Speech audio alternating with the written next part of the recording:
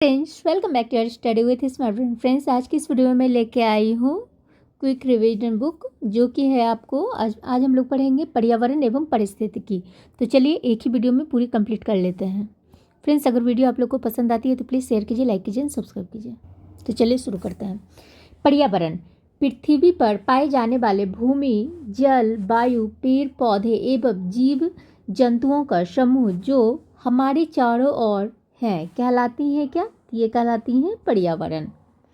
प्रथम अंतर्राष्ट्रीय पर्यावरण सम्मेलन हुआ था। कब हुआ था? तो ये हुआ था 15 जून 1972 को।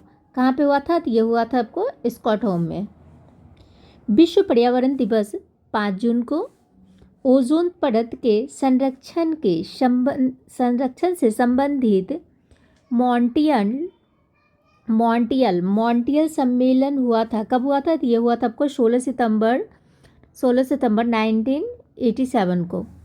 विश्व ओजोन संरक्षण दिवस 16 सितंबर को। मॉन्ट्रियल है क्या? तो ये हो गया आपको कनाडा का एक शहर। ओजोन की मात्रा में कमी का मुख्य कारण है, तो ये हो गया आपको क्लोरोफ्लोरोकार्बन CFS। ओजोन परत को नष्ट करता है कौन? तो ये कहता है आपको CFC करता है। प्रथम पृथ्वी सम्मेलन आयोजित हुआ था। कब हुआ था? तो ये हुआ था आपको 1992 में ब्राज़ील के रियो डी जेनेरियो में हुआ था। पृथ्वी दिवस मनाया जाता है। कब मनाया जाता है? तो ये 22 अप्रैल को मनाया जाता है। क्योटो जापान सम्मेलन हुआ था। कब हुआ था? तो ये हुआ था आपको 1997 में हुआ था। क्योटो प्रोटोकॉल प्रभावित हुआ था। कब हुआ था? तो 2005 में हुआ था। क्योटो सम्मेलन संबंधित है कहाँ पे? तो ये हो गया आपको वातावरण में कार्बन डाइऑक्साइड उत्सर्जन में वृद्धि से। पृथ्वी का औसत तापमान है कितना? तो ये हो गया आपको 14 डिग्री सेल्सियस। ग्लोबल वार्मिंग को प्रभावित करने वाला प्रमुख कारक है कौन? तो ये हो गया आपको कार्बन डाइऑक्साइड है। ग्रीन हाउस गैसें हैं क्या? तो ये हो गया आपको जल वाष्प, carbon dioxide, methane, nitrous oxide. हरित गृह प्रभाव हेतु सर्वाधिक उत्तरदायी गैस हैं कौन? तो ये हो गया आपको कार्बन डाइऑक्साइड CO2। सर्वप्रथम ग्रीन हाउस गैस की संकल्पना की थी। किसने की थी? तो ये की थी आपको जोसेफ फोरियर ने 1824 को। भारत सरकार ने पर्यावरण संरक्षण अधिनियम लागू किया था। कब किया था? तो ये किया था 1986 को किया था। विश्व पर्यावरण संरक्षण दिवस मनाया जाता है। कब मनाया जाता है? तो ये 26 नवंबर को मनाया जाता है। पर्यावरण संरक्षण के लिए काम करने वाली अंतर्राष्ट्रीय एजेंसी कौन है? तो ये होगी आपको ग्रीन पीस एमएसट्रम। राष्ट्रीय पर्यावरण अनुसंधान केंद्र है कहाँ पे? ये होगी आपको नागपुर में है। राष्ट्रीय वन नीति लाया गया। कब लाया गया था? ये 1988 को लाया गया था। राष्ट्रीय जल नीति की घोषणा हुई थी 2002 में। राष्ट्रीय पर्यावरण नीति की घोषणा हुई थी 2004 में। राष्ट्रीय हरित प्राधिकरण की स्थापना हुई थी 2010 में। विश्व जल दिवस हुआ था 2022 में। विश्व जल दिवस तो 22 मार्च को मनाया गया था।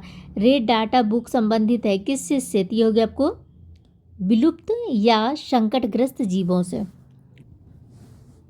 जीवधारियों तथा उसके वातावरण के पारस्परिक संबंधों का अध्ययन किया जाता है कहलाता है क्या? पारिस्थितिकी इकोलॉजी कहलाता है। इकोलॉजी शब्द का प्रथम प्रयोग किसने किया था? तो ये रिट ने किया था 1865 में किया था। और ऑनेस्ट हैकर ने किया था 1869 में। सर्वाधिक स्थायी पारिस्थितिकी है क्या? तो ये हो गया आपको महासागर। पारिस्थितिकी तंत्र का पारितंत्र शब्द का सर्वप्रथम प्रयोग किया था ए जी टांसले ने किया था 1935 को। पारि पारितंत्र में ऊर्जा का स्रोत है क्या? तो सूर्य का प्रकाश है। पर्यावरण की कार्यात्मक इकाई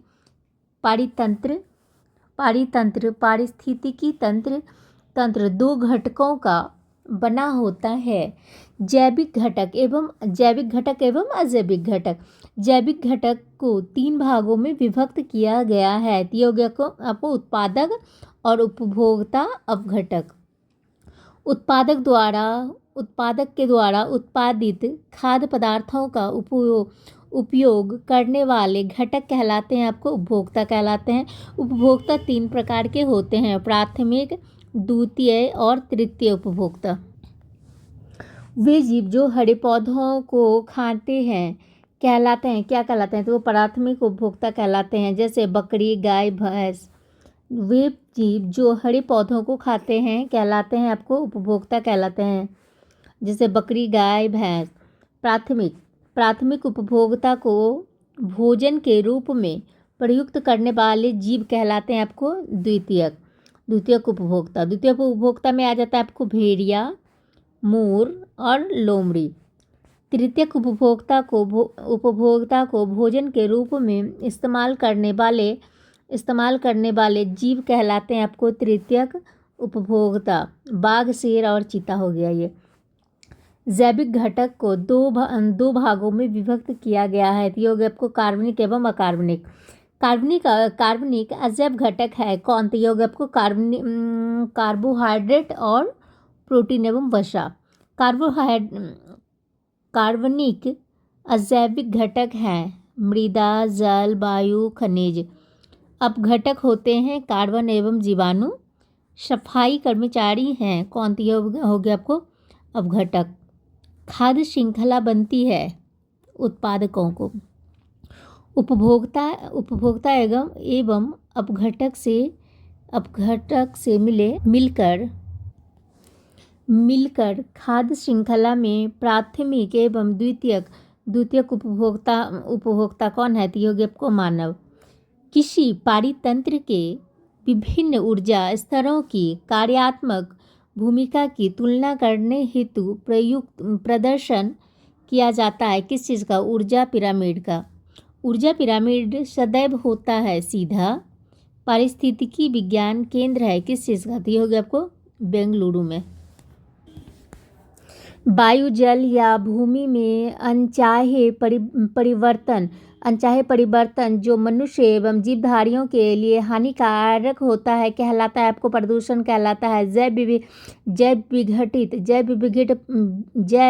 विघटित प्रदूषक है कौन? तो ये हो गया आपको बाहित मल। वायु प्रदूषक शीशा से प्रभावित अंग है, आपको उदर है। तंत्रिका तंत्र संबंधित रोग होता है कहाँ से? तो ये होगा आपको शीशा से होता है। एस्बेस्टस धूल से प्रभावित अंग होता है, आपको फेफड़ा होता है। पारा प्रभावित करता है किस चीज़ को? मस्तिष्क को प्रभावित करता है। वायु प्रदूषक कार्बन मोनोऑक्साइड प्रभावित करता है रक्त धाराओं को। भूमिगत जल को प्रदूषित करने वाले अजैविक प्रदूषक हैं कौन? तो ये हो गया आपको आर्सेनिक हो गया।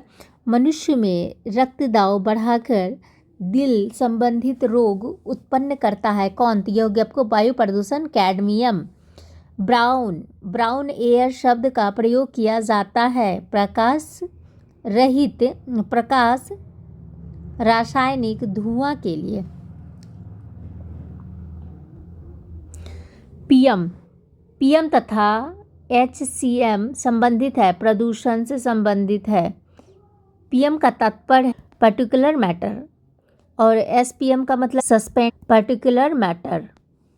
वायु प्रदूषक है कौन? तो ये हो गया आपको कार्बन मोनोऑक्साइड हो गया, sulphur dioxide, hydrogen sulphide. Mini माता रोग होता है किससे? पारायुक्त जल से होता है। मिनी माता रोग सबसे पहले हुआ था जापान में हुआ था। नदियों में जल प्रदूषण की माप की जाती है ऑक्सीजन की घुली हुई मात्रा से। सिरगेट सिगरेट के धुएं का मुख्य प्रदूषक है? कौन सा? तो होगा आपको कार्बन मोनोऑक्साइड एवं बेंजीन। केंद्रीय प्रदूषण नियंत्रण बोर्ड है दिल्ली में। जल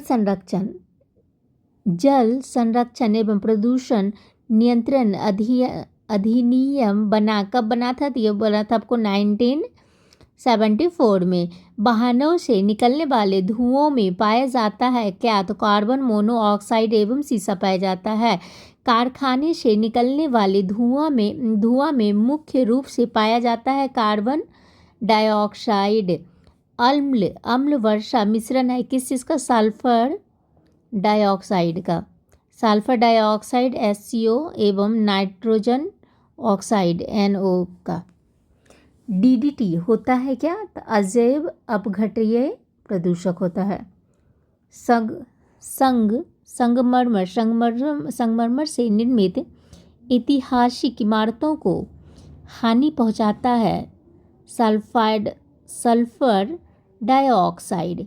ग्रीन मफलर संबंधित है ध्वनि प्रदूषण से। ध्वनि प्रदूषण से चावल के खेतों से निकलने वाला प्रदूषक है कौन सा? तो होगा आपको methane. Thank you friends. I hope कि अगर आप लोग को पसंद आए तो प्लीज़ शेयर कीजिए, लाइक कीजिए, सब्सक्राइब कीजिए। Thank you.